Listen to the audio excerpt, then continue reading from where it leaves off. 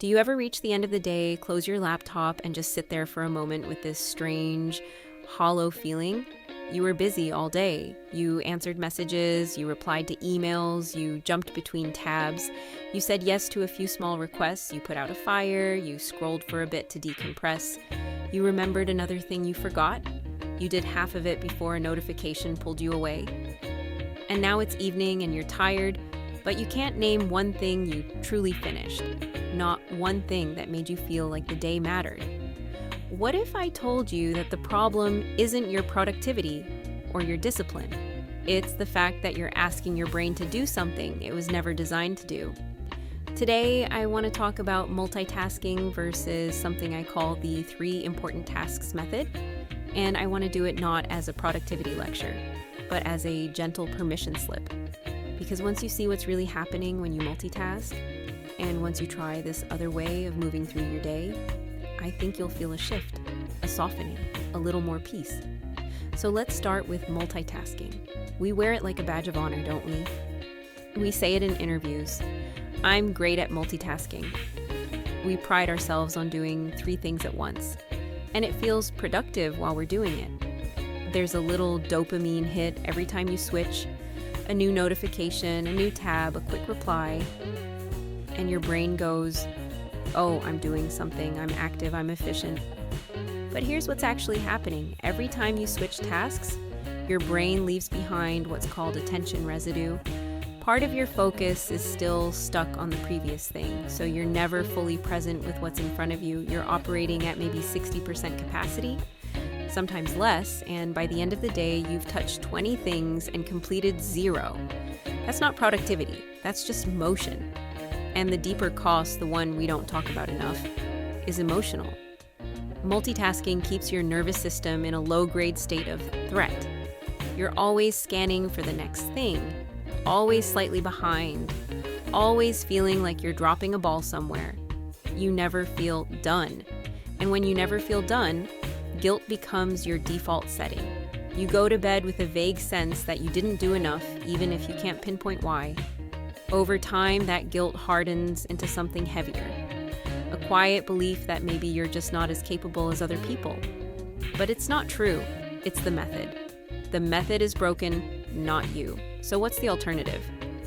Let me introduce you to the 3 important tasks method. It's incredibly simple.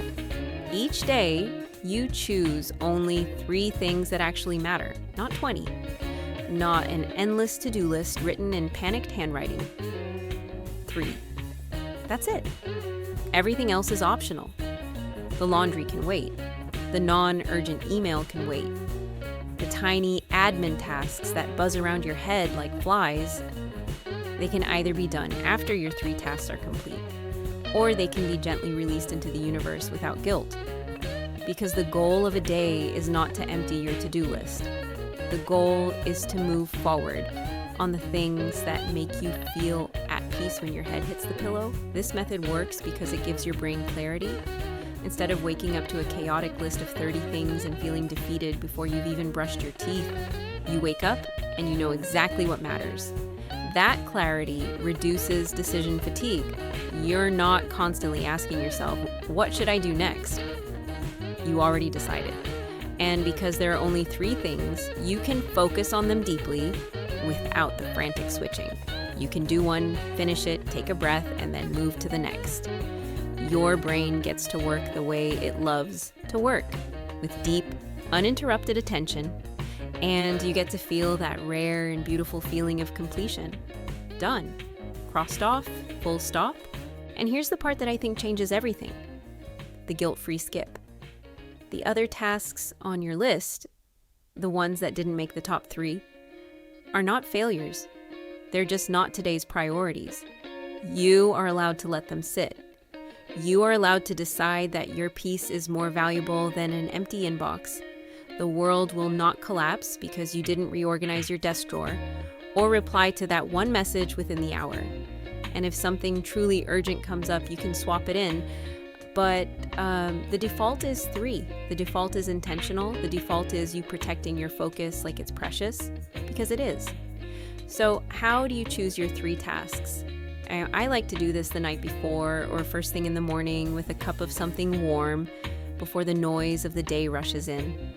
I close my eyes for a moment and I ask myself one question. What 3 things, if I completed them today, would make me feel genuinely at peace this evening? Not what would impress someone else. Not what feels urgent because someone else is panicking. What would make me feel steady and proud of myself? Usually, one of those tasks is a work priority and the thing that moves the needle. One is something for my body or my nervous system. A walk, a home-cooked meal, a yoga class. And one is a connection task. A call to my mom. A voice note to a friend. Quality time with my partner. It doesn't have to be balanced perfectly every day. But I've found that when I include at least one thing that nourishes me personally, the whole day feels more human. When you start living this way, something shifts. The frantic energy starts to quiet. You become more present because your mind isn't constantly trying to remember what you forgot. You start trusting yourself. Every time you say you'll do 3 things and you actually do them, you're building self-trust. You're proving to yourself that your word means something. And there's this unexpected bonus. You actually get more done. Not because you're rushing, but because you're focused. Deep focus produces better work in less time. So those 3 things get done beautifully, and you often have leftover energy for the small stuff anyway. But the small stuff no longer runs your life. Let's do a little side by side.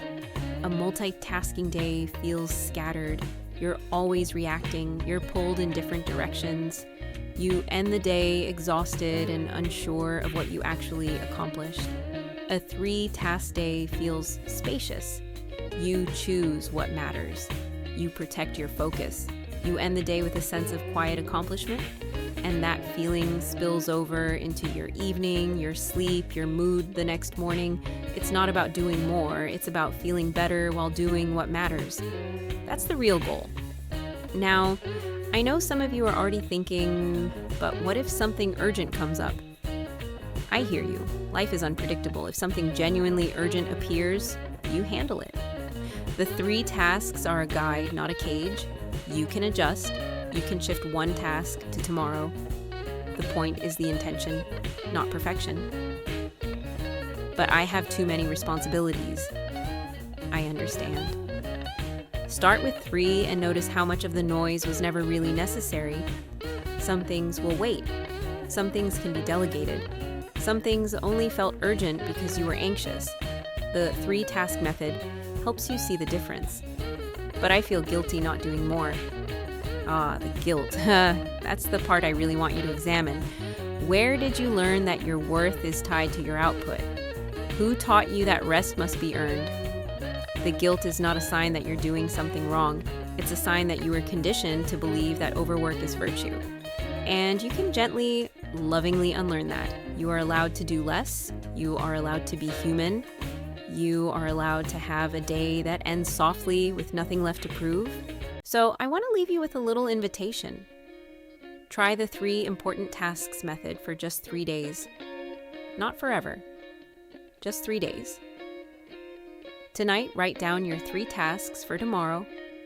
Keep them simple. Keep them meaningful. And then protect them. Notice how you feel at the end of each day. Notice if your body is a little less tight.